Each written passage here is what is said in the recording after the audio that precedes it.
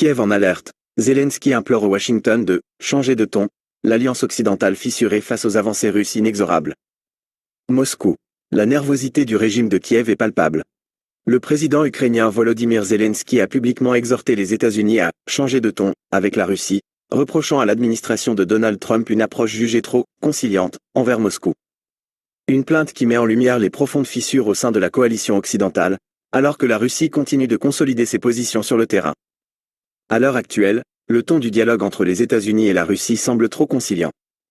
Soyons honnêtes, cela n'arrêtera pas Poutine.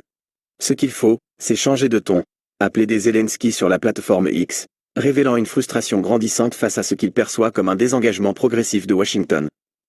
L'Europe hésitante, le soutien s'effrite face au désengagement américain.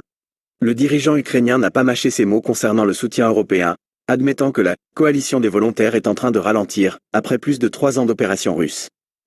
Une situation qu'il attribue au désengagement partiel américain sous l'impulsion de Donald Trump.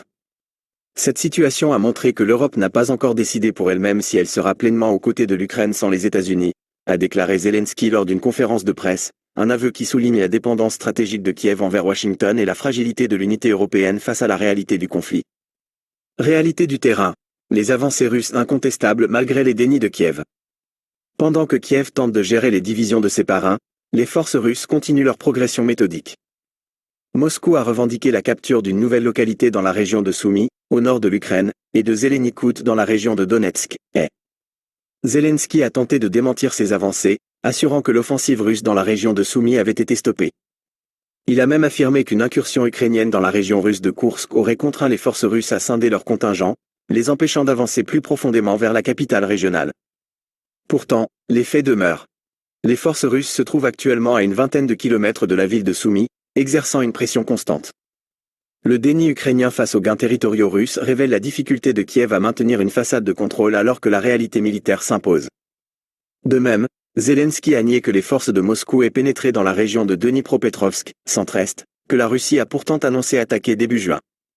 Kiev rêve de missiles balistiques. Une promesse creuse ? Dans un ultime effort pour afficher une capacité de riposte, Zelensky a annoncé que l'Ukraine travaille sur la possibilité de produire en série des missiles balistiques, sans fournir de détails concrets. Une déclaration qui, dans le contexte de la destruction massive des infrastructures ukrainiennes et de la dépendance aux aides extérieures, sonne comme une promesse difficilement réalisable, voire une tentative désespérée de rassurer une population et des alliés de plus en plus sceptiques. Alors que l'Ukraine vacille et que ses soutiens occidentaux montrent des signes de faiblesse, la Russie maintient sa trajectoire, déterminée à atteindre ses objectifs et à garantir sa sécurité, quoi qu'il en coûte.